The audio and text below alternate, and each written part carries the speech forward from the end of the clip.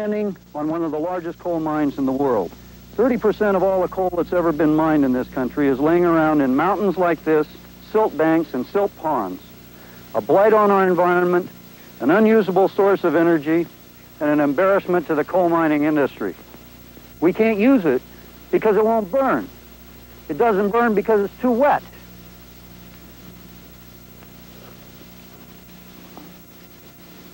This isn't just wet sand, this is sludge. It's a material that for 100 years people have been trying to figure out what they could do with it. Energy experts have said over and over, if there was only a way to take this kind of material and make it burn, we wouldn't have a dependency on foreign energy sources in this country.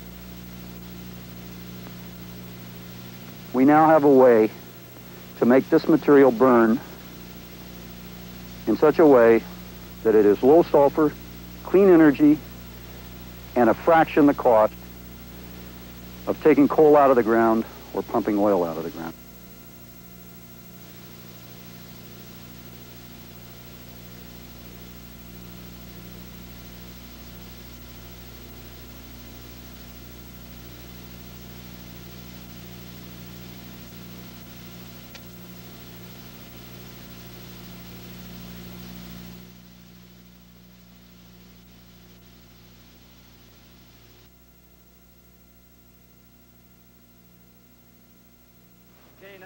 This is Lou Bartley, chief engineer of the project.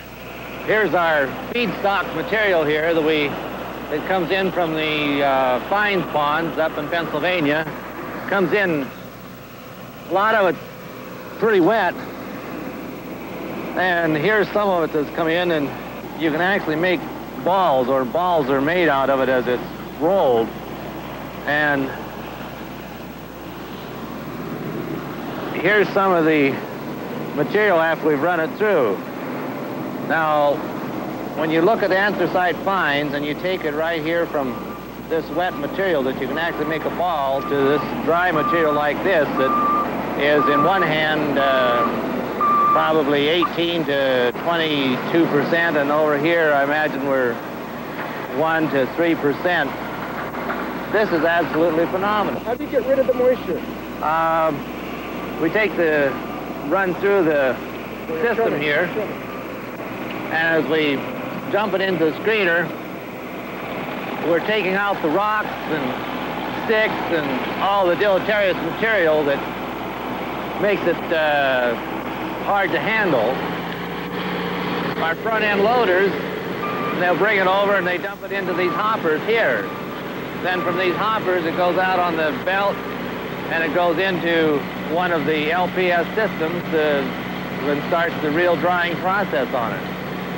When we set the material, drop the material in, it's injected into the pipe through a linear accelerator, and the air picks it up, gives it velocity, and it travels down the pipe with a zero velocity boundary layer. But from over here, we're taking it up into our cyclones, and on the top, that round pipe is where your moisture is coming out. And this helps to expand it off, and the material comes out through the bottom. Now, as that material comes out, it fluffs out. It also aerates. We pick it up there with the front-end loader, and we take it up here into our stockpile. And we'll probably have one shipload here will probably be about from 20 to 35,000 tons.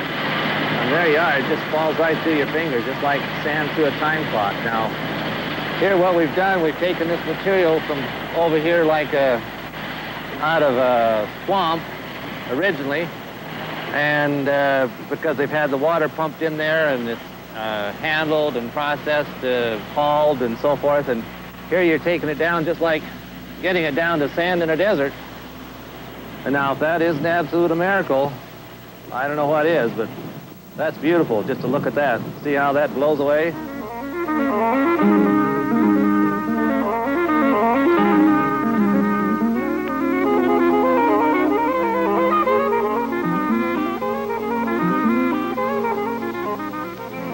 Let's look again at the heart of the system, the mixing chamber, where coal is injected with a linear accelerator.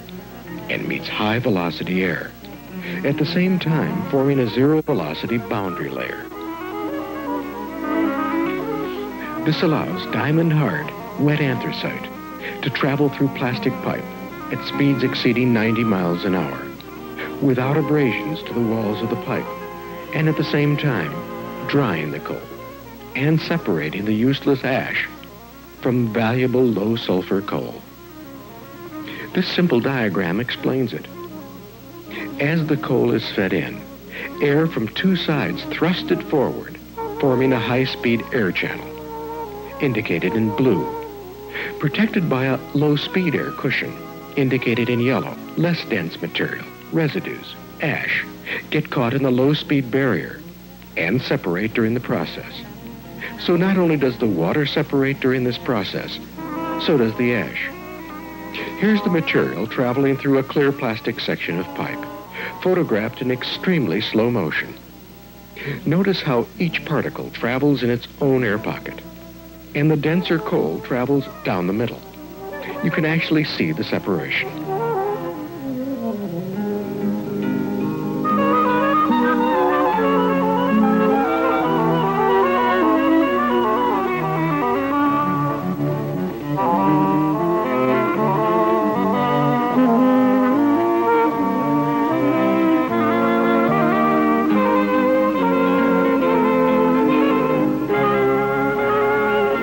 You've seen that this sludge can be dried.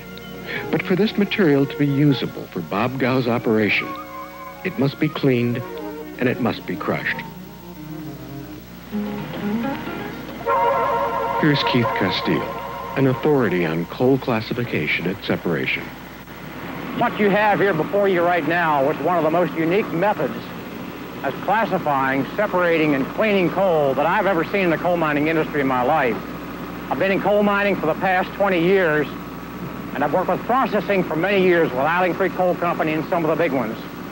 And I've studied this system from the word go, and it works.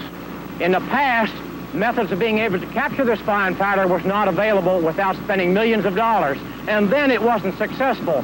That's why you find this material in large ponds and lagoons up in Pennsylvania today. With this method, you don't contaminate the material, this ultrafine material, with water to try to make a separation. Now you make the separation with velocity alone, and dropping off the velocity, allowing the material to separate. If you want to use or cause more further separation on the material beyond the ultrafine that drops out first, then you drop it into another system, crash it together merely with the same system again, and causing it to burst up into smaller particles, drop it out again, and run it through another classifying building, which will again cause the material to drop out in smaller particles again. It'll be practically as pure as it possibly can be, with hardly any ash or sulfur at all in it, because again, the sulfur products and the ash products are heavier than the coal particles themselves, again causing a classification. The coal particles will drop off quicker. The ash and the sulfur particles will carry farther in the building. Have you proved it? Yes, sir, it has been proven many times in the past. This system just immediately proves this system over and again and allows us to have